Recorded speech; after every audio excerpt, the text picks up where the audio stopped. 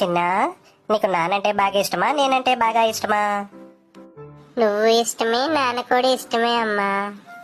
అలా కాదు, ఒకవేళ నాన్న ప్యారిస్ వెళ్తున్నాడు అనుకో, నేను ఇండియాలో ఉన్నాను అనుకో, నువ్వు ఎవరితో ఉంటావు? నాతో ఇండియాలో ఉంటావా, నాన్నతో ప్యారిస్ వెళ్తావా? నాన్నతో ప్యారిస్ వెళ్తానమ్మా. అంటే నీకు నానంటేనే బాగా ఇష్టం కదా? అలా కాదమ్మా, నేను ప్యారిస్ ఎప్పుడు చూడలేదు కదా, అందుకు.